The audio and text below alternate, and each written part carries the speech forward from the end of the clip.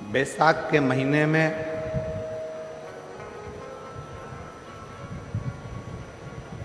शिव सप्त तीर्थ का बड़ा महत्व है।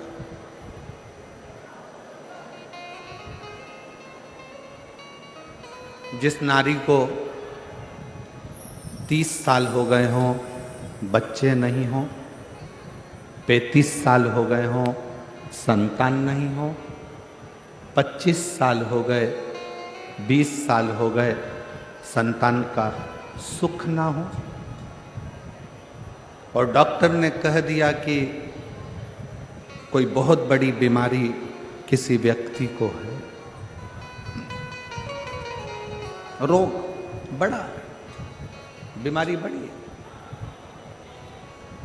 और उस बीमारी का कोई हल, उस रोग का कोई हल नहीं दिख रहा, कोई हल नजर ना आ,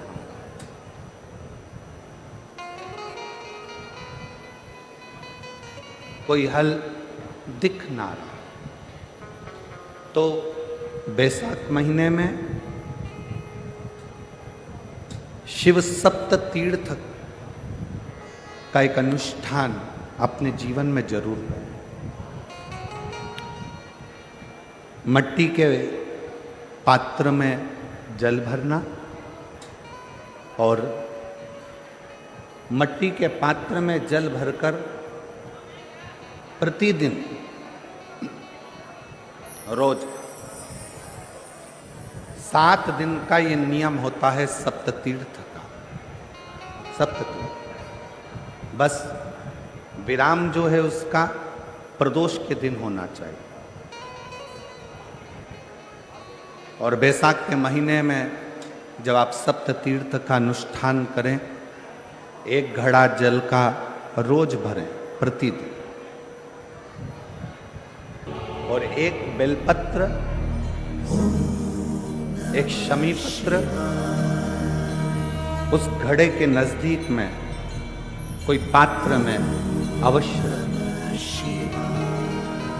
पात्र को, जो जल का घड़ा है, जल का पात्र है, उसको मट्टी के ही दीप से या कोई श्वेत वस्त्र जिसको मला गया हो, धोया गया हो, साफ हो, उस वस्त्र से ढक। एक दिन एक शिवालय में जाएं, शमी पत्र अशोक सुंदरी वाली जगह पर समर्पित करें। अशोक सुंदरी की जगह जानते हो ना आप? अशोक सुंदरी की जगह पर शमी पत्र समर्पित करें।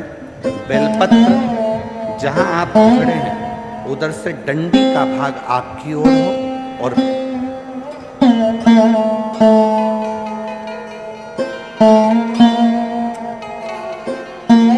जहां आप खड़े हैं वहां डंडी का भाग आपकी ओर हो, और बेलपत्र शिव जी को समर्पित करा जाए।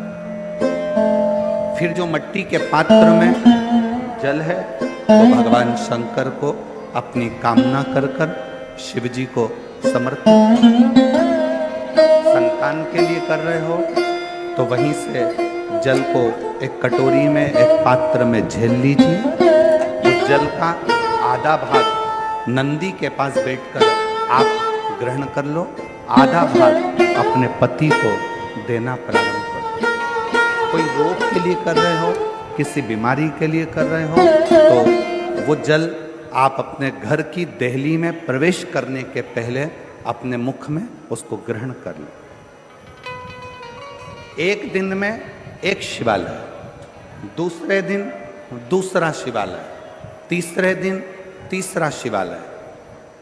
अगर अपने नगर में, अपने गांव में, अपने क्षेत्र में 7 शंकर के मंदिर नहीं हो, यदि अपने गांव में, अपने नगर में, अपने क्षेत्र में 7 शंकर के शिवालय नहीं हो, तो मिट्टी का शिवलिंग बनाकर उस पे चढ़ा, पर रोज एक शिवालय अलग होना चाहिए। प्रति प्रदोष के दिन जब आप इस सप्त तीर्थ का विराम करेंगे, उस समय पर जल, जब प्रदोष काल आए, प्रदोष काल का जब समय हो, जल चढ़ाओ।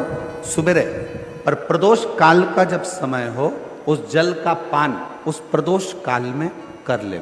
प्रदोष को जो प्रदोष काल में उस जल को शंकर का पंचाक्षर मंत्र नमः शिवाय, षडाक्षर मंत्र ओम नमः शिवाय या श्री शिवाय नमस्तुभ्यम बोलकर प्रदोष काल में उस जल का पान करें। बाबा को प्रार्थना करें, शिव से विनय करें।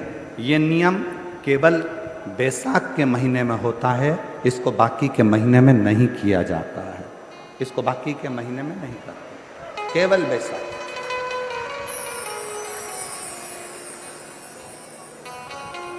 शिव सप्त तीर्थ का जो नियम है वो अपने जीवन में धारण करें।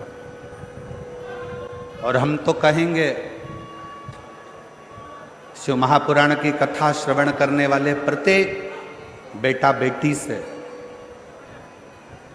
शिव महापुराण की कथा सुनने वाले प्रत्येक शिव भक्त से हम तो कहेंगे कि शरीर में कोई रोग नहीं भी है, संतान की प्राप्ति नहीं भी चाहिए, उच्च शिक्षा के लिए आप कर रहे हैं, अपने जीवन की खुशहाली के लिए कर रहे हैं, तो शिव का सप्त तीर्थ अनुष्ठान अवश्य करें, अवश्य करें और अपने जीवन को सार्थक करें।